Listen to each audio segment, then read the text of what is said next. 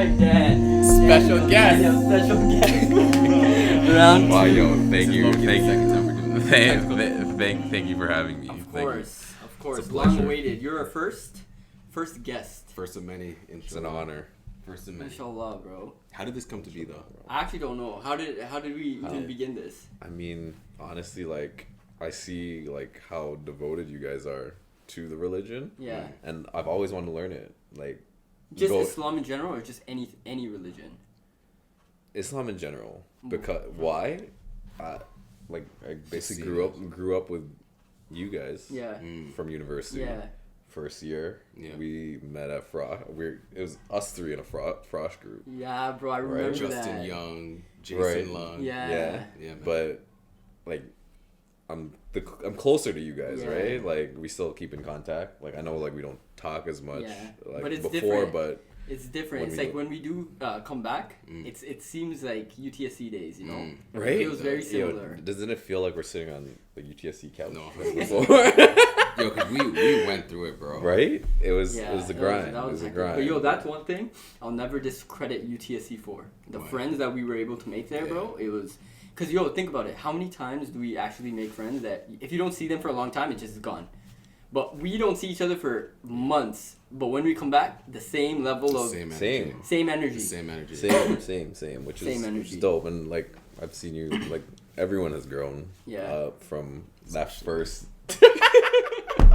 From that first year, right, of us getting to know each other Yeah. and just seeing you guys like. What do you find the most different from, like, in terms of your life after university to now? Like, what do you feel as if has changed in your life specifically? Specifically, Yeah. I guess the responsibilities I want to say have changed. We were just talking about that. And, like the responsibilities I have just as an adult, I feel like I'm out of my parents' house now. Yeah. I'm living with my girlfriend, and it's definitely different. There's more responsibilities. Yeah. You got to make sure the bills are paid. If I don't make sure the bills are paid, Yeah. bro. Do you ever get sad about, like, the UTSC UTSC days? that we didn't have those amount of like, yo, we Oh. were so chill. So Like, we had no responsibilities. I We were don't. kids. I find it served its purpose. Like, it's done. I know that's a good way of looking at it, but I honestly do get sad. Do you? You get sad. Yeah. I don't get sad, but I like Appreciate it. for what appreciate was. it and like remember. Oh man, like I wish I had more time to do this and this and that. But See, that's a honestly, good we're way of almost looking at 30, it. right? We're almost 30. You're Wiser 30. than us. I'm not 30 yet. I'm not 30 yet. Don't be saying that. Don't be Wait, saying who's that. you're? I'm No, gonna turn 30 in You're first. August. I'm first. Yeah. I'm no, first. you're You're July first. 19. You already You're turned 30. first. Nice. No, try. July 19. July. This guy's trying to. I was like Cornell's first, and then it's you. Yeah. Yeah. I'm the youngest of the group. Take that in, though. We went through our 20s.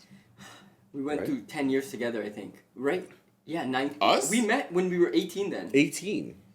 Yo, it's more than 10 Yo, years, so that bro. means I've known Dan for almost 10, 12 years now. A decade, bro. A decade. A decade plus. That kind of makes me sad. a little Sad. bit. Right? I mean, Only No, because but- time no, is but- going, man. But it also makes me happy because, yo, it lasted. It still lasted. It's lasting. You know? Yeah. Which is a It blessing. lasting. It really is a blessing. Yeah. Let's expose Patrick. For everything. Let's expose Patrick. Tell all the secrets right here? No. This guy's so interested kidding. about you coming on the podcast. He's like, make Dan sweat. Make Dan sweat. Nah. I'm just like, Definitely. yo, there's actually nothing to make him sweat on. This is just regular conversation. conversation.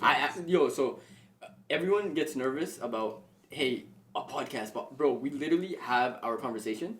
And if the message at the end of it is good and we see it impacting someone, we post it. Yeah. Otherwise, we're just like, we redo it, bro. Redo Soft. it. A It's light podcast, work. it's not that serious. Yeah. It's just It's like, chilling, bro. Basically, catching up. yeah. But I guess what makes me, growing up with you guys, like to answer your question, like growing up with you guys 10 plus years, Yeah. I went to Catholic school. So everyone was Catholic, right? We had one class, world religion, in grade 11. So 4 months. What do they teach? Every single religion they'll touch upon, but not into the details of, say, like, I know, like, we saw Cornell the other week and we were asking Cornell questions. When I see you, it's like there's a lot of questions that I have about it because I'm curious to learn it, right? And just seeing the journey that you guys went through, I know both of them are different, is interesting to me. Like, it was definitely something I want to know, like, definitely know more about, because you guys are my lifelong friends, right? I don't like, think It is a journey, though. Yeah, and I don't think anyone comes into the fold of, like, there's people that are born Muslim, and you look at them and you're just like, they got exposed to the religion since birth, so they obviously have an upper hand. But there are so many people entering the fold of Islam, but they're more knowledgeable because they have to do their own research to join. So you're not joining unwillingly and without any, like, decision. Because for me, for example, say I was a practicing one since I was a kid, which you and everyone knows we weren't, right? I would have just been taking it for granted, but I had to, like, fall out and fall back into it at my own pace and understand things gradually, just like how, for example, Cornell joined. It took a lot of time to understand things because there's so many things that I also disagreed with. And when I say also, it's just like, I mean for the majority of the population. There's so many things we disagree with before we understand why there's certain rulings. You'll understand when you do a lot more research into something, you'll understand why the mathematics or, like, the formula always makes sense because it has so much, like, functionality behind it. That's how we literally look at the Quran. So, like, when you ask a Muslim, a lot of Muslims say, for example, they're not really educated and they don't really understand. They'll just be like, I follow the Quran because that's the word of God. But Islamically, there's a quote in the Bible as well as the Quran where it says, excuse me, do not follow what your forefathers have followed. It's a general statement, meaning even if they were Muslim, don't follow what they followed. Why? Do you know why they say that? They say that because every single person has their own bias towards the religion in a certain way. They'll take some things and they'll, like, slip over some things. So what God says, Allah in our religion, He says, don't take what everyone else takes. Learn it by yourself and take what you gain from it.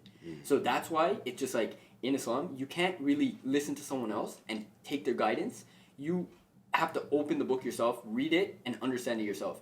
So, Islamically, no one can become a Muslim aside from your own, like, acceptance. So no one can convert you, no one can revert Force someone, no one can force you. Even if someone forces you, you say it, it's not applicable. It doesn't really count. So, Islamically, it's very, like, authenticity is something that's very prioritized in Islam. So, that's just a baseline on what I'll say in terms of, you know how you're wanting to do research now? If that research is coming from genuinely, like, you just want to seek the truth. Whether or not 1 + 1 = 2 or what, someone can teach you 1 + 1 equals... Actually, I'll give an even easier example. Since we were kids, bro, what has history class and teachers been teaching us? That, who's the guy that founded Canada, for example? Columbus. Amazing guy, leader, this. What do we find now?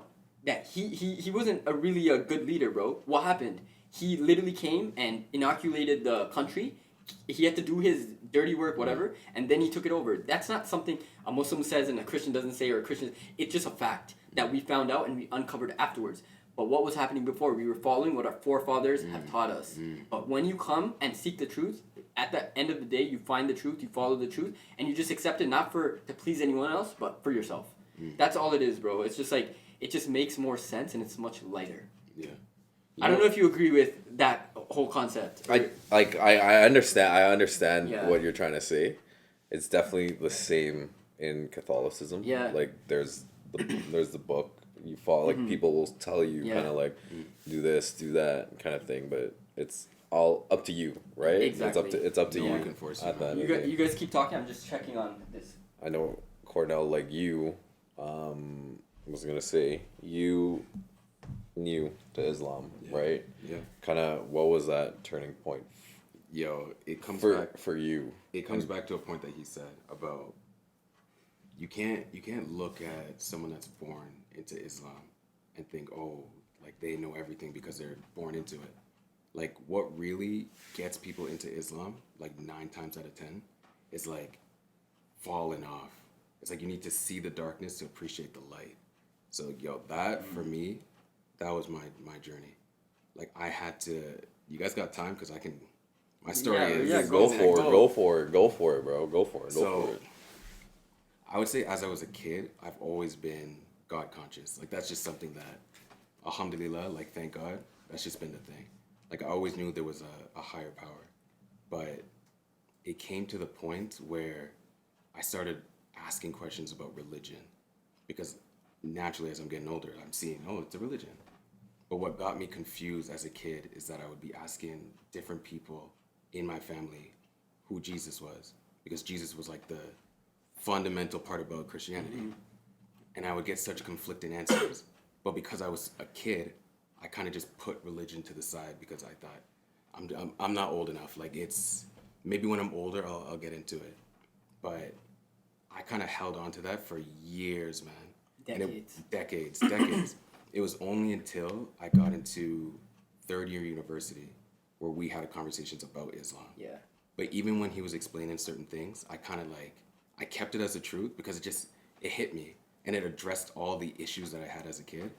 But I think for me, the reason why I definitely got into Islam is because I had like the lowest point of my life, like the absolute lowest. Because if I'm being honest, up until maybe third year, everything about my life was like golden. Like it was just clean. Best marks in class, valedictorian, every graduation I was getting an award. Like I was accepting the guidance that I was getting from the higher power, like my own personal relationship. But like I just kind of, I'm like, oh, this is like an advantage. Like I'm killing this. I enter a room and I'm getting that guidance. Oh, don't do this, Cornell. Do this, do this, do this. So I was killing life. But it wasn't until I graduated where I realized like, yo, why are things not like aligning? How come I'm not being guided towards like excellence anymore? And it got to the point where I was seeing like everyone get their like internships, people were getting full time. I still was like struggling to even just get a job. So for the first time, that personal relationship that I had was like tested. Where I was just like, yo, like maybe I should start trying to do things by myself. Because you got me to this point, but maybe now it's like, maybe it's not enough. Like maybe now I need to like figure things out on my own. But that's like everyone's detriment because like it got to the point where I realized I am not enough. But of course you have to go through the motions. So I would be trying to figure things out on my own. I stopped connecting to God. That guidance that I got, I started ignoring it for the first time ever. And then of course I'm gonna start relying on different things instead of relying on God. So it got to the point where I got into a car accident. And this was at a point where I already felt as though I was behind. Like I graduated from U of T, prestigious school. Everyone around me was doing well. And now I'm getting into a car accident. And there was just so many things that were just adding to just me feeling behind in life. But that car accident ended up being like the greatest thing for me because it's you who told me something that's been honestly life-changing. Because to give you a little bit of context, when you get into a car accident, it's kind of weird. It's like everything just like slows down. And I remember in that moment right before impact, I just said, oh God, please, please, just like protect me, please, please. So that's a whole year of me ignoring God and thinking, oh, I'm gonna do things on my own. But then all of a sudden, in that very moment, I'm praying like, oh, please, please, God, please. Happened, inshallah, like thank God, I was good. But then I lost my car because of the car accident. All of a sudden now I wasn't employed because I just used that as an excuse. So many things were just like hitting me and hitting me and hitting me. You noticed that I was kind of in a place where I disconnected. And then you told me something that's been so profound. And you were just like, yo, but Cornell, like everything happens for a reason. Maybe there was a blessing behind that car accident. When you said that, I'm just like, but how? Like, what do you mean? Like, I'm not saying this to you. In my head, I'm just thinking, yeah, say your little spiel. Like, I got into a car accident, you just don't understand. But then you're just like, yo, but Cornell, you could have died. And then for the first time, I'm like, holy crap, I could have. And wait, hold on, didn't I pray for God to protect me in that situation? And then like the most hectic, like, it was like the most visceral feeling of guilt just hit me. Where I'm just like, holy crap. I just went a whole year without even appreciating God, without thinking about God, without listening to God. God got me from age 5 all the way until like third year university of everything being perfect. And then the second things were getting hard, I kind of pushed them to the side. So the second you told me that, that's when I knew I needed to reconnect with God. But then I already knew growing up that something about Christianity just didn't resonate with me because it seemed as though something that's so universal and so foundational should have been just like one universal truth. everyone should be saying, if I ask any Christian, who is Jesus, I should get the same answer. I didn't know how to explain it as a kid, but I just knew if Jesus is the foundational part of the religion, why isn't there one cohesive answer, right? You told me something that the analogy that you used was beautiful. What you said is that you need to view religion like a train, and you need to view the people on that train representing the people of life. And the train is going to continue as life continues. But you said, Cornell, there's something called prophets. I'm like, what's a prophet? God would choose someone on that train to deliver a message that's coming directly from the source to everyone on that train. At that station. At that station. Deliver that message, and that message is going to be the truth. That person that God chose is a prophet, a messenger. I'm like, okay, like, I get it. Okay, what about it? So it started with Abraham. This is what you're saying. You're explaining this to me. It started with Abraham. Then it goes on to the next prophet. Then Moses. Then Noah. Then Jesus. I'm like, okay, but what does that have to do with me? But prophets are humans, which means they pass away. So what do you think happened to that message on that train? I'm like, maybe you change a little bit? He's like, exactly. Because human nature. People are going to insert things that works for them. That wasn't necessarily from the message, but, oh, it worked for me. Like, go on walks, go to the beach, and we should add that to the religion. It worked for me. And then some people are going to take things out. Don't drink alcohol, or don't eat pork, or don't... that's a little bit too harsh. So the amount, excuse me, the amount of similarities there is within Christianity and Islam is uncanny. Like, even in Islam, we don't disregard any religion. I don't know if you know that. But in Islam, Christianity actually came before Islam. We speak about Jesus in a way where he came during a time to speak to the Christians about Christianity. And even in the Bible, there's places where Jesus has said, I'm not the Father, nor do I know the hour. He said that. So if he doesn't know, if I were to ask you, is God all-knowing? Does he know everything? Yes. Yeah. Did Jesus know the hour?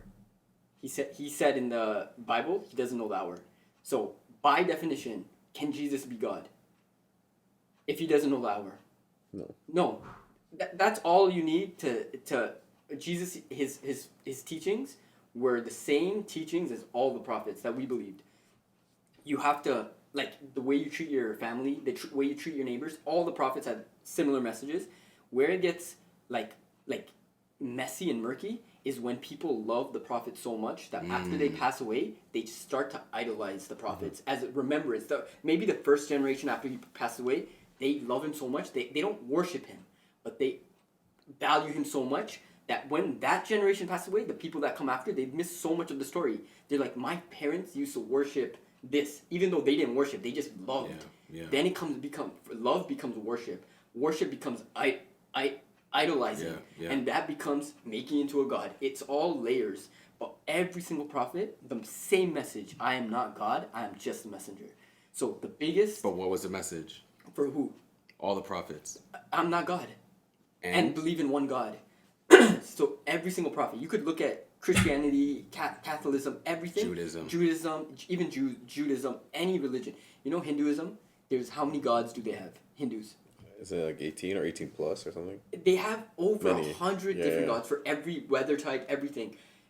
You know what I found out after I was doing more research into coming back into Islam? How many prophets God had sent down from the start of time to the end of time? The end of religion was Islam, and the beginning of religion was the time of Abraham, right? Like after Adam. There's 99,000 prophets. So imagine 99,000 prophets. At that time, there was no technology, so God had to give them strength to show miracles, to have people actually believe in them. Now you don't need miracles because we don't even have prophets. So God, he gave every single 99,000 prophets at 99 times of the civilization different miracles. Yeah. Every single prophet came and performed miracles for their people so that they believe him. But every single prophet said, there is no God, there is only one God, and you follow these rules. And I'm telling you, there will be another prophet after me. At this time, follow that prophet. A lot of people have done that. That's why they came into Christianity. A lot of people done that after Christianity. They went into like Catholicism or Catholic, and then a lot of people did that, and they moved over to Islam. But you know why Hindus have so many gods? It's because after every single god came to them, or prophet came to them, they used to idolize these prophets. Like, they loved them so much. The first generation, like your dad, your mom, used to love them. If they passed away, you would only get an ounce of knowledge what they had. And you would be like, you would transform that word love to worship. And so on and so on. And that's how Christianity and Hinduism, I don't bash any religion. In Islam, you can't bash religions. But you can say what's, like, you have to be firm in your truth. Like, for example, like, we'll get into the topic of, like, what's happening in society. But in Islam, we can't budge from the truth regardless. Like, whatever we know is the truth, it doesn't matter if you're, like, in danger or if you're looked down upon or frowned upon. Yo, Islam cannot budge from the truth. Okay, I have a question. Yes. So, let's say you believe in Islam, okay? Yeah. Right? What if you do budge from the truth? What happens with that? In terms of what? As in, like, you Going from a believer to a non-believer. not a believer to a non-believer, but if there is this one source of truth that we talk about, Yeah. right? Yeah. What if someone didn't really? Is it understand or accept? Which one is it? Oh, there's a difference. There's a difference. There is a difference Yeah. there, right? Yeah, because understanding something, for example, Yeah. look, a lot of people get mad and say, hey, my parents, they've been Christian their whole lives, so you're saying if they don't become a Muslim, they go to hell? No. You can't, hell and heaven, only God can judge. Because God, Allah says in the Quran, I know what's in the hearts of the people that you don't know. So for example, say there's two people that have been worshipping Christianity and following Christianity from the time they were born to the time they die. They have no understanding of any of the religion because it just has not come to them. That means they're rightfully ignorant. Ignorance is bliss in a sense where if knowledge hasn't come to you, you have no accountability. Yeah. Meaning you're safe from whatever. Are you a good person now? But if knowledge comes to you, you understand Christianity, you understand Islam, you understand Hinduism. There's only one truth. At the end of the day, 1 + 1 is either 1, it is either 1, or it's either 2, or it's either 3. There's only one truth. It's not 0.5. It's, if it was, you could find the truth. And like, if I point to you this tablet, off, there's only one truth. Yeah. Is it black or is it white? Is it on or is it off? Yeah. You can't make multiple truths. The world isn't designed that way. Do you get what I'm saying? That's real. So Oh, yeah, even yeah, in religion, there's one truth. Because if you religion of Islam, it shows analogies within your own world. If you understand the analogies in your world, you'll understand that book. Because that book shows you certain things that you apply here, but you don't want to apply there. Because out of sheer ignorance. And that ignorance is your willful ignorance. But if you truly apply how you work in this world to the book, you'll understand it makes sense. So for example, on off, black, white. If you apply that to anything in this world, there's only one basic truth and you accept that. There has to be one basic truth for Islam. Like, or any religion in general, you know? Yeah. Like, do you follow what I'm saying in that sense? Like, it's a hard pill to swallow at the end of the day because so many people have different truths. But there can only, the truth is so transparent. There's only one truth. That's all it is. Okay. But that's why I like. Oh, you go for it. Go, no, you go. You go. Oh, yeah, Oh, you want to hear yeah, what I I want to say? So, was the dress blue or was the dress gold? You're right. Nah, just kidding. This guy, bro. I'm just kidding. But Cornell, you can say. No, You say your point. No, I was gonna say, yo, that's for me why I love the train analogy so much, because yo, from the outside looking in, I always thought that Islam and Christianity and then Judaism and Catholic, like I thought they were all completely separate. No. Like I thought they were just like they're believing at one thing and they're believing in one thing, but it's like it's a continuation. Bro, man. it's all continuation. It's of literally a existence. continuation. So exactly like to the point, like the world religion class. Going back to Yeah. that, it's like all the same concepts, all the same themes that the one truth says. Yep. It's consistent with each. Yeah. The story is different, so the train analogy. Yeah. Each story is different, Yeah. Yeah. but essentially it goes back to one One truth. God. Exactly. Right? Yeah. At the end of the day. Yeah, just one. That's like if you believe that there's only one God, you're already half of the religion. You've accepted half of the religion. The other half takes a bit of research, meaning the prophets. Who is the last prophet? Like Jesus, no one disregards that he was a prophet, except for the Jews, I believe, because they're still waiting for Jesus. Different conversation. Devil. No, I won't get into that. But realistically, like it's just the prophets. I don't know if this is a misconception on any one side, but Jesus is a prophet that is mentioned so many times in the Quran. Like we put him at a level of worship that some say we Not worship. we love Appreciation. appreciation that we love Jesus more than Christians of this generation do. Is it actually like the name in the Quran? Yeah, Is Isa, G? is Isa, which is translated in Arabic, because at that time, even when Jesus was alive, it was a lot of Arabic language. Even at that time, Isa translates directly in English to Jesus. Yeah. Jacob is Yaqub, and then Moses is is Musa. Yeah, bro, it's the same prophets. Yeah, just different language. Just different Literally language. just different language. Is- That's why when I read the Quran in English, it says Jesus. And the stories you probably learned when you Yeah. were a child. Is it the It's all same? the same. That's my question. It's same, exact- Moses, the the same. story of Same. Moses is it the same? the Exact same, same. man. The Exact same. same. The story of But Moses as well. But you'll notice that in the Quran, it actually says what Moses. At the time of Moses, there was no Quran. There was no Islam at that point. There's no Bible. There's no nothing. Bible. Just a Torah. But the primary message God sent down, even to the first prophet, he strictly said there is one God. I don't want to be worshipped by anyone else. There's one God. Don't associate any partners. Because think about it. If you've done so much work at a group project and you've done it, none of your team did any work. They don't deserve credit. They don't deserve credit. You'd be upset if they took credit, regardless. So why would God, creating this world, creating consciousness in us, want to give credit to anyone else? You know, his safety for you, for me, no one else deserves credit. But you know what, you know what boggles my mind, bro? Like, now that I'm into Islam and I'm going back and researching the Bible, there are so many scriptures that literally say, Jesus literally is telling people, there's one God, worship one Yeah. God. Like, it literally says it. And he So also if- said there's a coming of another noble messenger like Advocate, me, helper. and listen to him. So Because he's going to teach me who's things, the prophet teach that- everyone things that he didn't know that Jesus didn't That know. Jesus didn't So know. who's Jesus referring to? The next prophet that came after Jesus was Prophet Muhammad. They are actually like they're related. You know, they're related by blood, like lineage. They're related. All prophets are related somehow. Jesus It all comes from Abraham. So we Muslims, we can marry two people of the book. We don't only have to marry Muslim people. You know that, right? We can marry Christians and we can marry Jews. I didn't know that But you know either. which ones?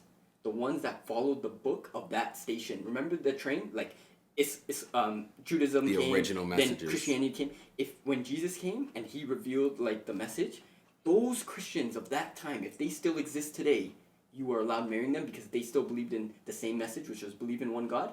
And Jesus is the prophet, but there is another prophet coming, approving the statement that the Prophet Muhammad is the last prophet. So we're allowed marrying them. Yeah. But anything else like Hindus, we can't marry because the fundamental principle, one God, Yes. it's Monotheism. monotheism is completely gone. So we can't marry someone who's is it polytheist? Pagan, yeah. But that... Well, that's for me- interesting. I didn't even know. Yeah. I didn't even know Yeah. that. Neither didn't did I, know that. man. Which is crazy. I was shocked too, bro, when I read it. Like, you're not new to this, bro. Trust me.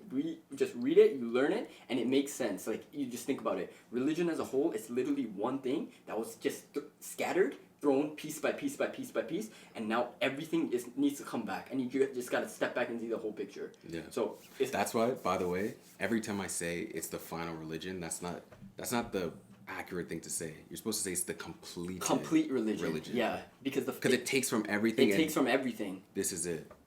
So just to go back to the train analogy, what you told me about, okay, so the prophets would come, perform miracles, not to show that they're God, but to show my message is validated because God's given me these abilities.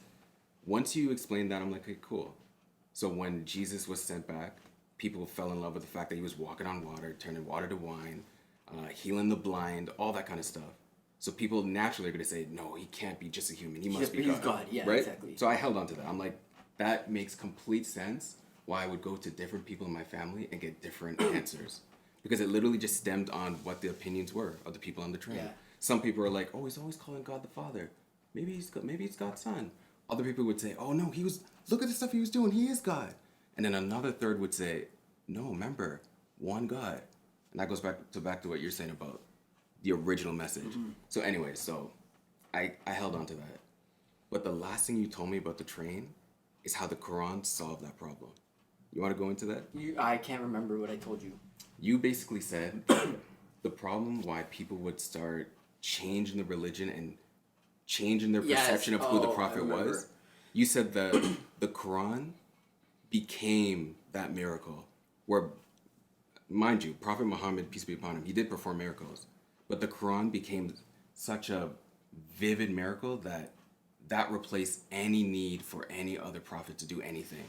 Because part of the miracle is the fact that it's been preserved perfectly. And then that's what I kind of want to ask you something. So, for example, say there's 10 books in front of you. It's like the guidance of mankind. There's 9 of those books that have been, I guess, fit for the time. So someone read, say, book number 5, and they're like, I need people to follow this book as well. But if I have this message which says something very, like out there, a lot of the followers will get scared and they won't follow me. Let me just take that out. So that person took something out of book 7. Book 8, book 9, book whatever. But book 10, no one's ever touched it. So from the start of time, say God sent down all books. From the start of time to the end of time, this book has never been touched. Which book, as a logical person, would you pick up to really understand what the meaning of the truth is? The most recent book. The one that's never been changed, right? Yeah. Now, the question that I had so much doubt in, how can a book that has been 1,400 years old never been changed? Well, how is that possible? Can you name me one book of one sentence that's been memorized by 1 million people in this world? Just one line. Like, say, for example, Dr. Seuss. There's the opening line of a book, like a rhyme. How many people in this world do you think have memorized that one line? It's like... I don't know. What are you going to say? 100 Everyone? Maybe? 100 maybe? Less than 100? A good chunk of people? It depends how into the book you are. But how right? many people? How many people could have memorized a random book, like a line in There's the book? okay, so where you're getting at, there is a famous line from Dr. Seuss. Okay. Right? Yeah. I personally don't remember it. Yeah. But I know there are some people that Okay, do. so if you were to put a small minority. Let's Okay, just so say. Yeah. and that's one line. Yeah. So say for example 3 lines. That minority gets even smaller. The reason why I actually started looking into the religion of Islam in a proper way, there's 604 pages, memorized by over 10 million people in the world. God said in the Quran in itself that I have protected this book and my favor is done. And I the way I've protected it is within the hearts of people. So it doesn't matter if every piece of literature gets thrown out into the water tomorrow, burnt, or anything. The only piece of literature that mankind can follow is the Quran. And bring back. And bring back. Because you can find an uneducated kid in Somalia, and you can find Cornell here, or another person here, and they'll recite it the exact same. That, for me, in itself was a miracle. Because no other book, no other statement has been memorized by 10 million people in this world. Let alone 604 pages. That's a miracle by God in itself. Yo, to be honest, bro, this is what got me. Because, that's miraculous, dog. Like, Bro, how? It's a bigger miracle than you splitting the ocean. Because you splitting the ocean, nowadays, if we think about Musa putting his staff down, it sounds like, it could be real. Back in the day, may not have been. But the Quran, doesn't matter what day and age you pull it up, there's 10 million people that memorize it. So that miracle is everlasting. Versus Musa's claim, or Musa's miracle, or Jesus' miracle. Or even know it was It's just speculation. At a certain point, you need to have a level of faith to believe it. Yeah. Because a random person that's just coming into religion, they're going to be like, it's a story. But I didn't see it with my eyes. This is a miracle that's living today, and that will be living tomorrow, and that we believe is going to be living until the day of judgment that everyone believes in. And you know how that got tested, dog? When we would go to Ramadan, and there would be the Tawari prayer, where basically they're just reciting the Quran from front to back. And they are going so fast, Dan, let me tell you. It's literally like, go for it. Are they reading off something? Or this is memorized, 600 pages, right? So there's Tawari prayer is a night prayer, 2 hours. Meaning 600 pages in the Quran. Every day they read 30 paragraphs, okay? So 30 times, or 20 paragraphs. 20 times 30 days, 600. Those 20 paragraphs are so long that they need to split it between 4 people. You have to memorize it because you have to recite fast because people can't stand for so long. And you got to finish in 30 days. So literally it's like... The first person recites. But the second he makes a mistake, 5 people behind him correct him. They cough or they correct him. Immediately. Which means they're following along and they're all understanding that there's one text. Like, to correct someone when they're speaking, like, how? Bro, how? We can't even correct each other when we're speaking in English. They correct each other when they're speaking Arabic. Like, on the spot. So, all I was saying is, I needed more than just experiential belief to to actually devote myself to Islam. I don't know if you knew, but I actually fell out where there was a period of time that I was just like, I'm not believing. But then I came back with the practical evidences where, again, 1 + 1 = 2. I could have fought myself as much as I wanted, but if it made sense and there was nothing that I could have been just arrogant and been like, doesn't really make sense to me. I'm just, every time I go home, I kept thinking about it. I'm just like, why am I not accepting it? You know, what is the reason why I'm not accepting it? It's either you're afraid of something, or you're just, your life is good right now and you just want to keep it that way and you think it's going to last that way. That was mine. That was yours. Yeah. So, would you say, like, similar to Cornell, was there, like, a dark period in your life that made you go back? Yeah, I think we all know. We all know, including you. R. Think. I'm trying to remember, bro. R. Think the letter R. R? Don't say it, though. You got it? You got it? Wait. Oh, okay. Yeah. Got it. Yeah. Got it. No. That was tough. Earlier, though, before. No.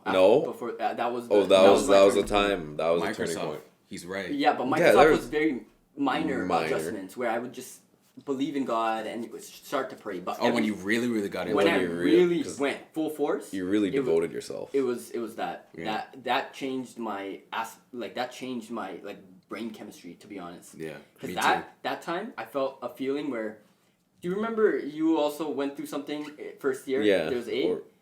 Yeah, not first year. It was pretty like third year. I Third think, year. maybe? Yeah. There was a time Second you year, and I yeah. were talking about 8. Yeah, and you were just out of it, bro. You were done. Yeah. And the same amount of anxiety you had, like wondering, probably try to think back about that time when you and thing that happened. Yeah. You probably had anxiety throughout the day just thinking about who's this person talking to, what this person's doing. I don't know if you did that, but I had anxiety. Yeah. I had that thought process, and I realized I had to really understand what the word, the phrase means, that if God wanted something for you, it would have never passed you by. But if God does not want something for you, it was never yours to start with. I had to internalize that, bro. And for me to internalize that, I have to understand. It took me so much time, maybe a year, to understand who God was. Like, I was trying to wonder, I didn't do anything really bad in my life. I didn't cheat anyone. I didn't steal from anyone. So why am I going through this stuff? And the revelation, or like the thought process, came inside of me where, if you think about all the prophets, every single prophet, what happened to them? Why are they the example for us? Why? Because they were tested. They went through the most amount of tests because they were to lead as an example for other people. Their pain was to benefit many other people. Yeah. At this time, Cornell and Ben, for example, weren't reverts, right? But when I started doing research on religion myself to help heal myself, I just started talking to these guys out of my new understanding, and I was excited. I was like, yo, did you know about this? Did you know about this? What happens? My pain and my experiences allowed that light. So if God tests you, you have like a light in your hand, right? Everyone around you is in darkness. You got to share that light. You got to put this light here, and it illuminates that area, this area, so that everyone can walk in a straight path, right? And I'm sure you can relate to that stuff too. Like, it just happens. If you get tested, it doesn't mean that God is angry at you or this or this. He knows you can handle it. It literally and it's means, for one, a God, reason. you can handle it. Number two, it means that you have the strength to overcome this for a greater benefit. That's all it is. And so I took that, internalized it, I understood that, and then I started going into Islam. And then the facts started kicking in, and I was just like, yo, I cannot just disregard these facts when it's true. Because think about it. How many things is it even to this day that we want to do? I want to go out partying. I want to do this. I want to do that. But if I know who God is, God only wants goodness for us. It doesn't matter if you believe in Christianity or Judaism. All these gods in every religion, they only want goodness for their people. So if God prevents you from doing something, it means you're harming yourself in some way, shape, or form. You may not realize it, but you are. Because we don't know. We don't know what we're capable of. We don't know what harms us. Yeah. You know what I mean? Yeah. But the beauty actually is that it came to the point where we did realize why. Like, we did realize what all the... Like, we shouldn't reveal our sins, but all the negative paths that we were going down, we realized where that was leading to. Like, we saw the negative, right? It didn't even have to take us just being like, oh, I'm just going to have faith that God knows why I shouldn't do X, Y, and Z. Yeah. It's like we saw, like, damn, if I kept going, like, it would have not been good. You know what I mean? So that just goes to show. Impact. Like, I'm not going to talk about what you told me, but, you know, the activity you stopped recently, Patrick stopped recently, why did you guys just stop out of your own will? exactly what Cornell's exactly saying. that, right? Yeah, Exactly what Cornell's yeah. saying. It's like, do you want to go down that path? Yeah, but but that path, like, why does it matter? Like, where did you get that consciousness to stop? Like, mankind, like, it says in the Bible, it says in the Quran, it's standard. Mankind is created ungrateful. Meaning, every time you find success in your life, the smallest success or the biggest success, you will attribute that success to yourself, that you did it. But you forget about the foundation where everything came. You may not have even been born. You could have died in a million ways in the million of days that you have lived. Could have been blind. Who's that credit go to? Yeah. Who's that credit go to when you got hurt or you went to the hospital or you just like escaped death by a little bit? Who's that credit go to? So the fact that you're having success now, who allowed you to gain that opportunity? Mankind always forgets about God when he finds success in his look at me hands. with the car accident. Exactly. Completely forgot. I was just Exactly. focused on, I lost this piece of metal, this car's, that my job did it. But my life, God could have easily have killed me in that situation. Like that, if he wanted to. Yeah. I was gonna say similar situation in the Philippines. I don't know if I even told you. No. Did I tell you this? I don't know. We're me and Sylvia. We were on a scooter. And this is like the one way of transportation for tourists to get around on an island in the Philippines. The street is two-way, right? So it's only one road, right? So it's like one going north, one going south, right? Kind of like New York. Basically, a smaller version of New York, basically, right? And we're on the scooter, we're having a blast, right? All of a sudden, so Sylvia started driving, right? Obviously, I was in the back of it. There's one time we actually dodged a truck coming out of McDonald's. She couldn't control the weight. Yeah. I'm heavier than her, obviously, by like at least 70 pounds. Couldn't control the weight. We nearly missed that truck. I didn't really pay attention to it, right? It was like, okay, we're still good. So she drove up that path for a little bit. And then we turned around. We went to a waterfall. Had a good time at the waterfall. On the way back from the waterfall, I let Sylvia drive again, not realizing what happened the first time. The second time she drove, we were going on a turn and basically lost control, right? And we were basically going up. What happened was either one, we go into a ditch, or sorry, we go off the road into like bushes or like forest. It was pretty high up, right? Or we go into a ditch. I grabbed the wheel from her, and we went into that ditch. Luckily, there was no car coming. I was just gonna say, bro. Right? And the first thing that I said after, like, I was shook. Yeah. I'm like, Sylvia has blood all over her face. No way. Yeah. Like, next time you guys see her, like, there's a gash on her face. That's from the accident. And, like, blood coming out. Her contacts were, like, out of her eye. I'm like, holy crap. We could have died here. Or it could have gone much worse. Yeah. The first words that I said was, thank God. Oh my Thank days. God. Like, nothing. Wow. In my head, I was like, thank God. And, like, even after that, it was, like, still fear. Right? But that was the first thing I said to Cornell's point. That's crazy, bro. You know what that fear is? That fear is realizing how powerful God is. Right? It's the power of God is like crazy. In our days, there's a million ways for us to just die, bro. Like, we don't take that in because it sounds like mystical or sounds like cliche. Fam, like, so when I was praying this Ramadan, me, my cousin, and we had a friend from East York and D.A. Morrison. So I've known him for a long time. It's my cousin's best friend. We were praying every single day for the night prayers. And I overheard a conversation with my cousin and him having. They're just like, like, one thing I can't bring myself to do is I can't imagine myself dying, like, because, like, I just can't imagine it because I've been alive for so long. That concept of death, I've never experienced, I've never imagined it. We're young. But whereas we're young, too, and it's just, like, it could happen at any time. Bro, just 2 weeks ago, he got into a motorcycle accident and died.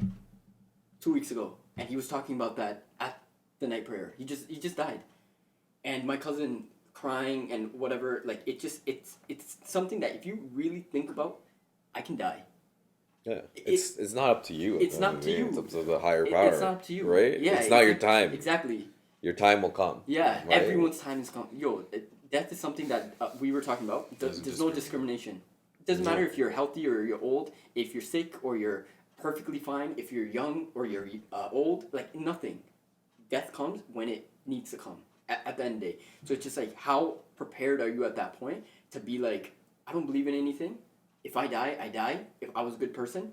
Or if there is something there, you've done a little bit of due diligence. There's that someone's principle. I forgot whose principle it was, but it's like, if you believe in nothing and you die and there is nothing after your death, fine. But if you believe in something, believing doesn't take that much, and you die and you find out there is something, you're good. Yeah. So Logically, which one makes more sense? You dying with just belief makes more sense than you dying without disbelief. like, what do you want to put your money on? Yeah, like what would you rather put your money on? And another thing that actually brought me back into Islam is the concept of everything in this world, if you roll a die, everything working the way it works, our scabs healing, our consciousness, our society's working, everything, like us even being able to create this. The chances of that happening out of the blue is like 0.00001. So an atheist can be like, I don't believe in a God, whatever. If I was an atheist, I'm putting more faith into something that's rarer than the fact that something like this is like God, the concept of God.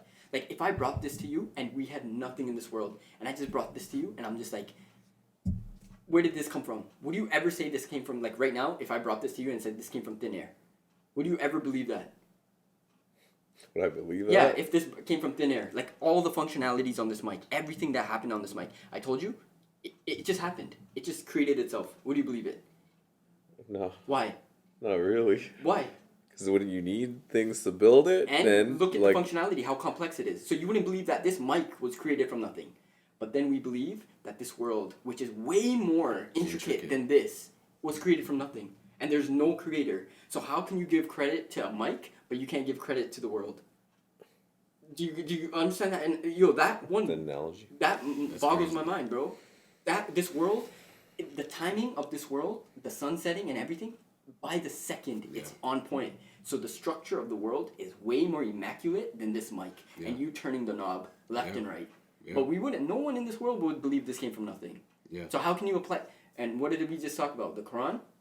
You got to apply the analogies. If you want to be a fair person, apply the same analogies you use in the real world to the Quran. I guess now question. You guys are now devout, like Muslims. Alhamdulillah. You right? And Jesus, man. you guys, huge believers in Islam. Yeah. You went back to it. Mm-hmm. You Found it. Since going back to it, what is the biggest reward? Ooh, that's such a good question, bro. I'm proud of you. That's easy. For me, it's okay, easy. yeah, Cornell, go first. For me, it's not having to think I have to be in control of my life. That is like the universal benefit for me. Because the reason why I went down such a dark path is because I put the whole world on my shoulders. I gotta be the one to find that job. I gotta be the one to find the perfect wife. I gotta be the one to find this. Like, that's too much, man. Like, this life is designed to be a test. It's hard. You can't do it alone. So for me, now that I have Islam, and now that I understand who God is, who Allah is, and what I can do to build that connection up, the more that connection increases, the more I feel like, yes, Allah guide me. Do what you need to do. If I go through a stressful situation, it's because there's beauty in it, and there's wisdom in it, and there's benefits to it. So I just get right back out of it. When something blessed happens to me, thank you, God. I know it wasn't me. It's you. Like, it's not me anymore. It's all God. And for me, that is like, it's liberating. Liberating, man. Liberating. For me, it's that similar, very similar to you, but a different, I guess, strand. It's level of peace.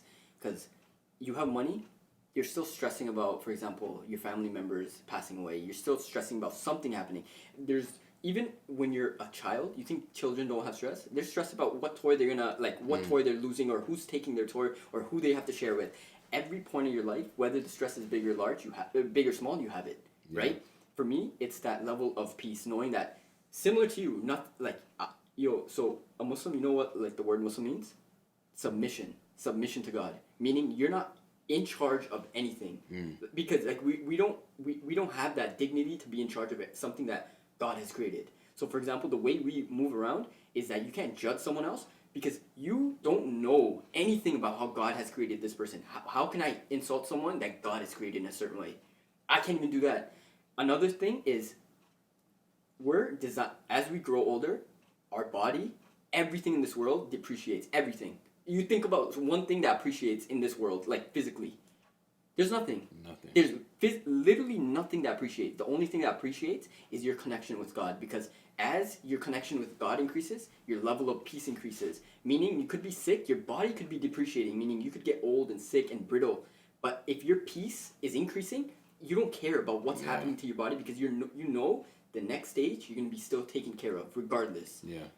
Bro, that sense gives me a peace where someone could backstab me, someone could backbite me, someone could actually harm me in a way where it hurts me, Yeah. But I know that God sees everything. I know the type of person I'm being. It helps you become a better man, bro. Like A better human. Islam is so much self-enlightenment, bro. Like, and that literally when you point out your flaws, like I'm wrong here, I'm wrong. Like Cornell, most stubborn kid I've ever met in my life before, bro. He wouldn't accept anything because Unless I wanted to. Unless he wanted something. Accepting something for him felt like defeat. Like he didn't want to accept something because he felt as if he doesn't have anything to stand on. Like his ground is being taken up under him. Yeah. But when you accept the truth, it's bitter, but it helps you in the long run. Like it literally, like example, you're my professor. You're teaching me 1 + 1 = 2, and I'm like, no, it doesn't. It doesn't. It doesn't. It doesn't. You're giving me everything. It doesn't. It doesn't. It doesn't. I go home. You go home.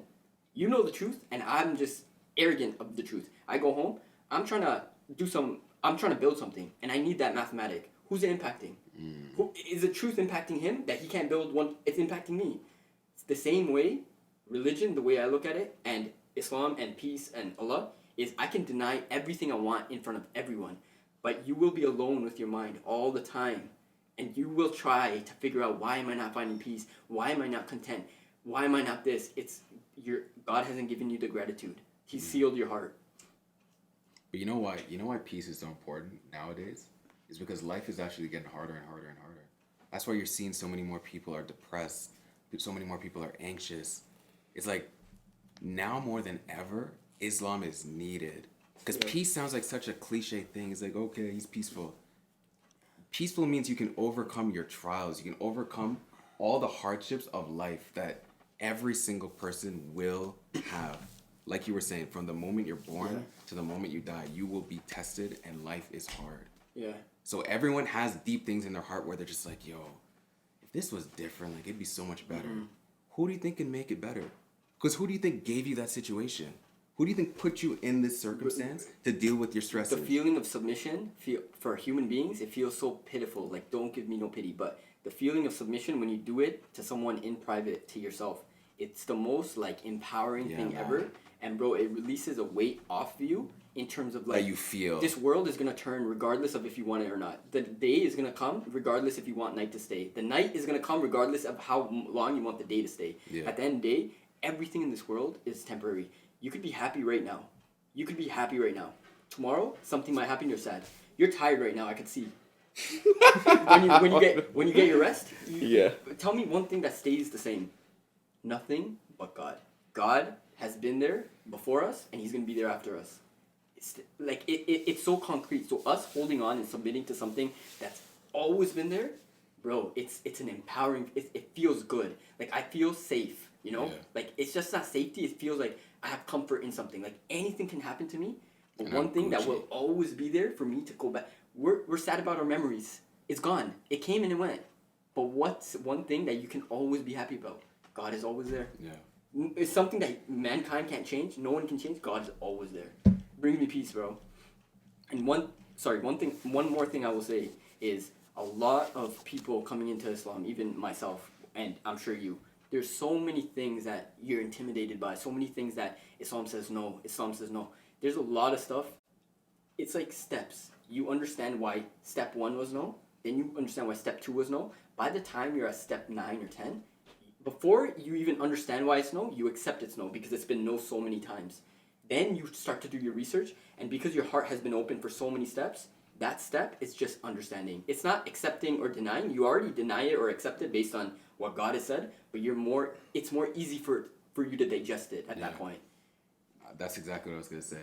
The thing that probably kept me back the most was thinking that, yo, Islam is so hectic. You have to pray 5 times a day? Heck no. Everything that I'm doing right now, if I were to tell myself when I first reverted, this is what you're gonna be doing, I would have been like, you You'd know be out, what? bro. I'm good. It's But a point of, what like, you're saying is like so facts that it's literally you're taking little baby steps. Like when I first started, I wasn't even praying one of the 5 times. I always used to pray once when I wake up, once at night. And I was stubborn. I'm like, Elman, it's been working for me for years. I know I just He reverted. used to get mad at me for Yeah. telling him, like, yo, you kind of have to, and I was in the wrong, like, we were both learning, right? I was in the wrong by telling him, you got to pray 5 times, but he was also in the wrong by thinking stagnancy is fine, like, for himself. Like, his potential doesn't grow. You only grow in your religion when you want to. You have that love. You only, like, bro, we play COD. Why do we play so much? Because we want to get better. Like, you dedicate time, something so valuable, you dedicate it when you enjoy it. That's it. Like, it's simple as that. You play ball. You play ball regardless. Why? It's because you like it, even though it takes time. But, like, there's just a lot of misconceptions and stuff, but, bro, it's just like, one, it's one of the fastest growing religions. This isn't a conversation to revert you, by the way. It's just You guys want? this thing. But it's one of the fastest growing religions for a reason. Everyone has the internet. Everyone has knowledge that they can attain, whether or not they're educated or not. Knowledge is everywhere right now. You could literally understand the truth by just looking at a couple of articles. So it's just like a lot of that stuff. And I don't know if you wanted to talk about anything there's like disagreements on or something that you just want to open up your mind on. There's, for us, for sure, 100%. So it's like completely natural for you to have certain things that even to this day you might disagree with the religion on. And it might not just be Islam. It could be like the Judaism, Christianity, Catholicism, like anything, right? So that happens, bro, but that's a part of learning about it. Yeah. It's just what it is. I mean, yeah, we definitely could go like deeper into I wouldn't say disagreements, but different positions. Yeah. I want to say, but that could be another. Yeah. I could come back for Yeah. episode 2. You know. Yeah, facts. But I really want to circle back to the baby steps thing, because like another thing that I wish everyone can just like understand is that as you're taking those baby steps into Islam, like every single step you take, you feel another level of benefits, another level of peace, another level of gratitude. Like you literally feel it. So when I went from praying my own time to I'll pray one of the 5 that we're supposed to, because in Islam there's dedicated times that you I pray. remember you mentioning, yeah. Right? The second I went from just doing one of those 5, I immediately knew that 1 out of 5 is way better than me praying 50 times outside of those times, because I felt it. It wasn't because, okay, I have to, so let me just do it. I'm doing it for God. It's like, I want to. This feels so different. Now I want to try 2. Now I want to try 3. Now I want to try 4. And then you look back and you realize, holy crap, what the heck? I'm out here praying 5 times a day. Yeah. On that point of the 5 prayers, like you were mentioning a couple of weeks ago, Cornell, you guys read scriptures, right? Yeah, the Quran. Is it meant to always be a scripture reading, or can you have a conversation with Allah? So Okay, so you know that I think you're asking for like dua. Like dua means a pray. Like dua means prayer. Like worship and prayer are 2 different things. hold a thought though. Yeah. Tackle the dua, but I'll answer your question about the Quran. For me, every time I read the Quran, I feel healed. That's part of the miracle. The miracle is that it's been preserved, and there's a 3-year-old in Algeria, a 7-year-old in Japan that can read the same thing. Like that's the miracle. But also part of the miracle is that it heals you. Like no matter what page you flip it to, Allah already knows exactly what your eyes need to read for you to deal with the situation that you're going through. I'll give you one little example and then tackle the dua. I remember I was stressed about something at work. I just got into a new job. I needed to kill this presentation. It just wasn't going well. I'm just like, yo, what the heck? Why can't I do this? Yo, I have a deadline in like tomorrow and it still looks like freaking crap. And then I just remembered a voice saying, yo, just read the Quran, it'll heal you. I'm just like, all right, fine, let me just try. This is just me doing my thing. I flip to a random page and I get to a verse that literally describes the spider.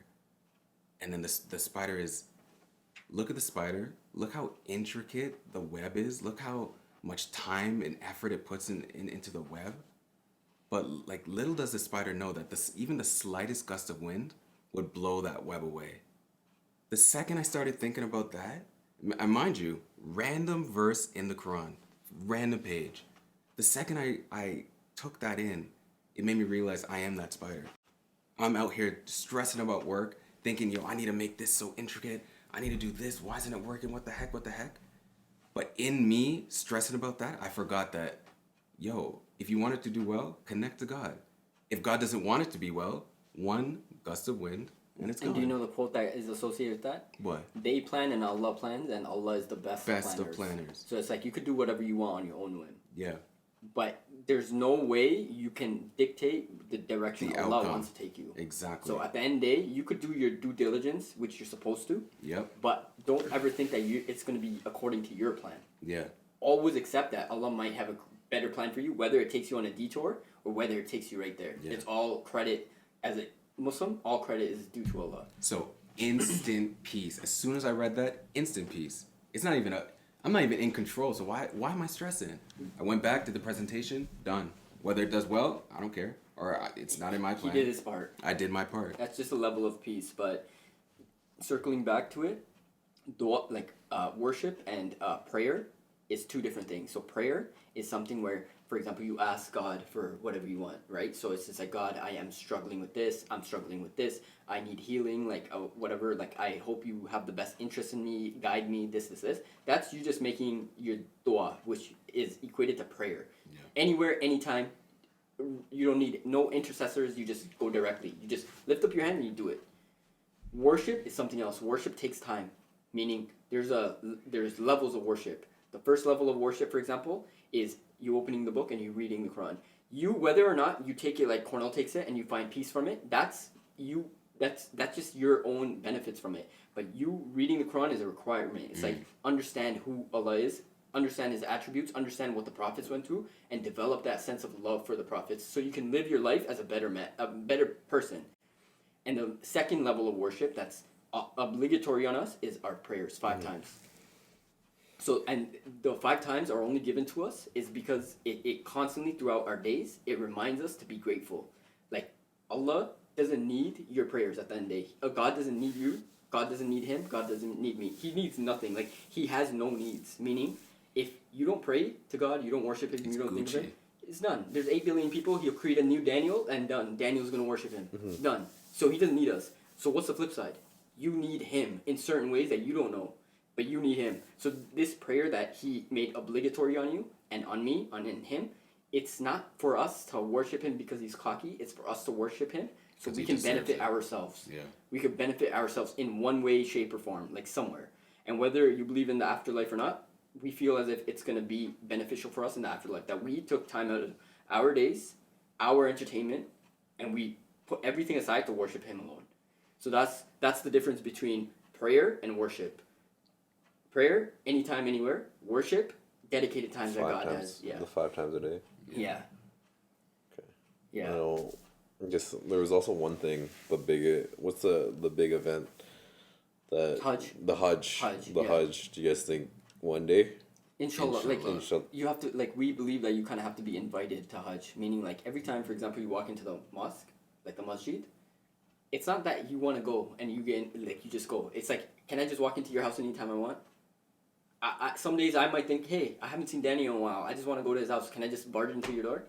I usually ask. Yeah, I have to ask. Yeah. Same thing with God. It's just like but how do you ask God versus how do you ask someone else?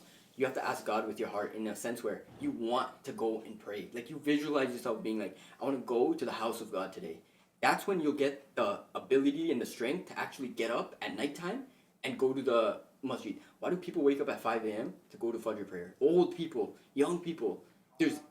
There's no second on earth that passes, 1, 2, 3, that someone is not calling God's name.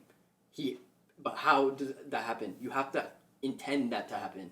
Your intentions need to be straight. That's another big concept in Islam. Intentions is everything. What you intend in your heart is what the reward is. It's not if, say for example, you see a homeless person, you don't have any money, but your heart said, I wanted to give him. In Islam, your heart saying that, you get the reward of giving it to that person.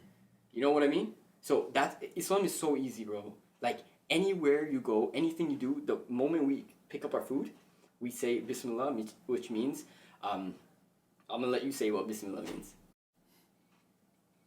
I'm blanking. In the name of Allah, meaning Allah has given me this food. Like this food has come to me by you. Because think about how much this food had to travel. The bread had to grow in a different country. From the moment that bread grew into wheat, it was said that Daniel was the one that's going to get this bread. It had to go through 1 million processes in different countries and then come to the grocery store. You went and got it. And then you weren't a part of any of that process. Then you put the bread in your mouth. That's the only process you were a part of. You putting it in your mouth. That's your enjoyment. But did you control which esophagus it goes through? Did you control if it got stuck or not? Did you control your digestive system working? Did you control you duking it out? You didn't control any of that. You only got to enjoy the part where you taste the bread. And God had done everything else for you. So if you think about it like that, bro, it's like you can't help but be grateful. You know, you can't help but fall in love with your creator. And you want to do research after that point. That's where we're at right now. Like, in terms of, we're trying to become more grateful. Like, you know? Like, I don't know. That thing you said about intentions, I honestly think, like, alhamdulillah, that's why I got to the point where I'm at. Because ever since a kid, that's all I just wanted. Because I knew that God's been guiding me and been blessing me. So I just wanted some kind of tool to just help me understand him more. So I can just, like, be more connected. Yeah. That's all I wanted. And then it just led me to Islam. You got it. The intentions were there. You got it. Intentions, that's it. That's really it, man. But yeah. But that food example, that's all Ramadan. Not my example, by the way. That was another scholar's example that he gave. Ali Hamuda. Yeah. Blood. In Islam, you just always have to credit the person because, you know. You can't take it. You can't take the credit. Yeah. Yeah. But you even just talking about being grateful. I learned gratitude the most through Ramadan. Like, for sure. Because even me fasting right now, me thinking about that food, I'm going to be approaching that food so differently. Before, I'd be approaching food just like, okay, I just got to eat, done. On to the next thing. But now, for the whole day, I've been longing for food, thinking about food, remembering all the times I had a blessed meal. When I eat that food, I will be thinking about God from the first bite to the last bite. And that's what Ramadan did for me. So it just goes to show there's so many different signs or so many different ways in Islam that just helps you increase your relationship with God. So Do you find like the differences in religions and stuff like interesting? Like what's It's your definitely, what's your views on like there's views on God and there's views on religion. I have my own thoughts on the religion piece. Yeah. The similarities between God, you see, like, sounds about similar yeah. from, like, the level, like, we're talking. And, like, I guess an example, when you eat, right? My parents, I am at fault for this sometimes because I'm just super hungry. I just eat it, and my parents are in prayer, but I'm all like deep down. I know I'm thankful for that food that I'm about to receive. Yeah. There's a whole prayer behind it. I don't know in Islam, is there a prayer behind it or just was it? Yeah, Bismillah. Bismillah. It's a new word. It's a new. Yeah, I'll pray is in the name In the name of Allah. Yeah. In the name of Allah. have you always known there was a God? Like, have you always been tapped in? Yeah, I don't Yeah, think, yeah. Dan's always been I've like always, I grew up that. Yeah. in Catholicism. Am I the best Catholic? Not really. I have my shortfalls for sure, but the faith is there. I believe in the Holy Trinity. Yeah. Right? You guys were saying how Jesus is the Messiah, Yeah. prophet, right? In my opinion, he's a messenger of God, Yeah. right? Son of Jesus? Jesus, yeah. He's the messenger Yeah. of God. God is the Almighty Creator. Yeah. Right? And then you have the Holy Trinity, or the Holy Spirit. Spirit. The Holy Spirit. Don't have too much knowledge there, but I know like that there's a Trinity. There's that connection. Jesus, the messenger of God. But if you believe, I'm not debunking anything you're saying, but if you believe that Jesus is the messenger, like, isn't Trinity mean equal? They're equal? I thought Trinity means equality. Like, Trinity means like a triangle, like the Trinity triangle means that every edge, every corner is equal to one another. That's the whole concept of Trinity. I guess Right? in that, yes, correct, But because they're that- equal sides, right? Yeah. Then if you look at it, God would be at the top of that. He'd So be the at the top, peak. so the top would represent superiority. That's how I see it. Okay, I that could be makes- wrong. I could no, be no, wrong. But that makes right? that makes I- more I- sense to me than what I've been like reading I actually about. disagree. Why? I actually disagree because even putting God at the top and saying that he's at the top because he's superior, that means you can't be equal to the ones on the bottom. That means there's no equality. Oh yeah, the You know what I triangle mean? would be a different shape logically. Isosceles Yeah, triangle. it would be a different shape logically. Yeah. No, they wouldn't even. For me, they wouldn't even belong to a shape, because if someone is superior, they can't belong to one thing. You know what I mean? Oh, like a closed shape or whatever. Yeah. Yeah. Because for me, the reason why the Trinity never resonated with me is because you're attributing things to God where God is there. Like, God is beyond being compared to anything. He's on like a whole nother Yeah. level. There's nothing even around God that should be attributed Mm-hmm. to anything else. All powerful, all knowing, meaning he's miles ahead. So for me, when I was asking my family about the Trinity and they were explaining it, it didn't make sense to me because I honestly felt I couldn't articulate it as a kid, but like in hindsight now, I felt as though the Trinity was trying to help us understand God. So we're bringing God down to our level and trying to explain it in a way that we can understand. But we were never meant to understand God because God is beyond comprehension. Yeah. You know what I mean? That's how I always perceived it. Yeah. So in Islam, would you say you're God fearing? Yeah. But not the same reason that you think in terms of like punishment. Oh yeah. More so in terms of losing that connection. Like more God fearing that, for example, do you fear to like lose your family? But what is that fear out of? Like where does that fear come The from? fear of Love. love, yeah. Yeah. There's the fear of having to go through grief, Yeah. right? Yeah. But it's like the absence of it. But it's The the absence of those things. But you know that God is with you, taking you. Yeah. True. So the fear that we get, which is, if I ever have kids, I'm never gonna teach them to be afraid of God for the punishments, because what's more fearful is them losing that love, that absence of love from God, yeah. that absence of connection with God, that absence of peace that they could attain from God. That's more fearful to me than a punishment coming down on me. Because even if you get it, sooner or later, we're all gonna, Yeah, that's what's the facts. difference? Like, I fear my dad, but I don't fear him from him, like, hitting me. I fear him for him that one day he's gonna pass, and I'm gonna grief. That grief is what I fear. That feeling of love is what I fear. For me, it's like the fear of not having him. Yeah, that's love. Yeah. It's love. Yeah, It's yeah, the same love. fear. Because I just always go back to where I was before. Yeah. And I'm like, yo, I do not want to be back there. So if I do not continue to strengthen my relationship with Allah or with God, then I may end up there. So that's where that fear comes from. You're right. Yeah, I never deeped it that way.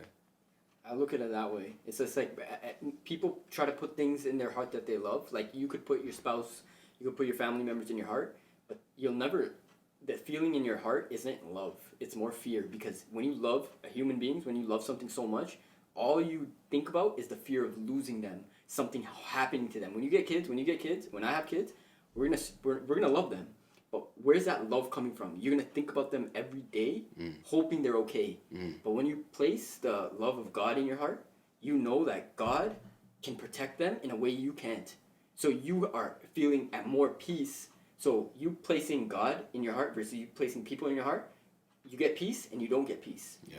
Because people aren't gonna give you that sense of peace in your heart. Yeah. I don't know if you guys understand the same thing I'm saying right now. No, 1,000,000%. I hear you. Because it's almost like you're remembering that you have a kid because Allah gave you that kid. Yeah. It's not even yours. Yeah. Right? It's not even yours. Which means if Allah or if God is ready to take that kid away, you're going to have peace because you knew that it wasn't even mine. He's not taking him away. He's returning it back to who actually it belonged to, which is beautiful. We're at an hour 15. Good But Lord. is there anything else, part 2, or is there like anything like specific you wanted to like any specific questions like that actually like it help you understand the religion more or clear up any like misconceptions? not misconceptions. I'm just saying clear To up get any more understanding. yeah kinda, more right? understanding. Yeah. Off the top of my head, there's a lot of questions. I know I have my position Yeah. on it. I would like I to want to hear, know your position. I would like to hear your thoughts on it, but Yeah. we could go like it's gonna go longer. And I'm saying I'm saying for a sec. I'm still good. I don't know about it. You're about it? Yo, the thing is I gotta cut. That's the thing. I'm gonna have to go home, bro, because tomorrow I have an early We meeting. could run it back. But yo, let's run it back. But next one, we don't need the introduction and stuff because I think we cleared most of the things. The next one will be much deeper. It'll be deeper. Yeah, like I prefer it that way. Part 1, part 2, like I prefer it that way. Just because I'm nosy, I just want to know. Because like now you can understand where we're at in terms of our faith, and we understand where you're at somewhat. I want to just learn more about, especially like your journey for sure, right? It's like you weren't always at this level, right? And it was like definitely admirable to see, and like every time I think about other people looking at me, I feel like it's like stand to it. They're weirded out, like they're like too much. But the fact that you're saying it's more admirable, like it feels refreshing. Because for me, I thought like once I started going on that way, a lot of my friends are thinking like, yo, it's too hectic, too strict, like calm down, like it's too much. No, but that's credit to Dan though. Yeah, that's what I'm saying. That's credit to Dan. Because there are a lot that probably are thinking that way. They're definitely like a lot of people will say why that. Do you find it so? Why do you find it like admirable it's versus the devotion that you have, especially like people our age who fall out of their respective religions, don't start like they lose faith, they lose sight, right, on like the bigger picture. That happens a lot. A lot of people I know, right? Yeah. I see that, but you two, a couple of our friends that we know, obviously opposite, right? Yeah. Opposite of that, and you guys built a relationship with God. I like your TikToks. I follow. I sit in this guy's live all the time, right? Yo, during COVID, I would sit and watch 2 hours, 3 hours. Dan was there. Yeah, and I'd pop in and pop out. Not even. Dan wasn't even there, just like watching. He would be asking questions. Genuine questions. Asking questions about it. Out here. Yeah, to see. Okay, so repeat after me. I'll show the I'm gonna come out of here Muslim, bro. I'm gonna come out of here reverted. Oh man, but no, it's definitely see everyone in heaven. Definitely cool. Wait, kicking it? You wanna kick it? In heaven. Yo, and it's definitely cool to see like the journey. Everyone's journey, obviously different. So just getting our perspective. Obviously, learning something new. I'm gonna say I'm not gonna convert like right now after I leave these doors, right? But just learning it, and like just being a part of your lives. That's why I genuinely a blessing. Yeah, bro. And Islam we already mentioned, and I'll end it off here unless you have something to say. I'm trying to eat, dog. Yeah, genuinely in Islam, you can't ever force someone to come into the fold unless they genuinely understand it, you know, and they choose to.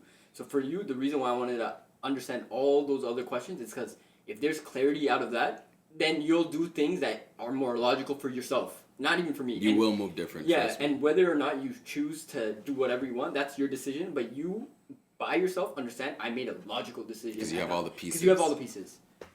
That's what I needed. Yeah. That's facts, bro. That's what I needed. Yeah. Question: Seeds of ILM. Where does that originate from? Ilm is an Arabic word for knowledge. So seeds of knowledge. Got it. Yeah. Got it. So we're trying to plant seeds in people now. Seeds? I thought Elman named it after himself. I'm just kidding. Seeds of Elm. Pleasure to be here, bro. guys. This It's was a good conversation. good bro. hour, I genuinely bro. enjoyed it. Yeah. Definitely next time, one more time in the summer. So I'm actually going to BC for a bit. How long? For I think 2 weeks. So after New York with like Sadman and Pat and Ben, I'm gonna head to BC. So definitely find some time before. This guy has bare vacation. Yeah, bro. time, Let us know. This was fun, bro. Patrick, next. Oh, yeah. Where's the camera? Pat. Here. Can't wait. Don't act stupid. No, but no.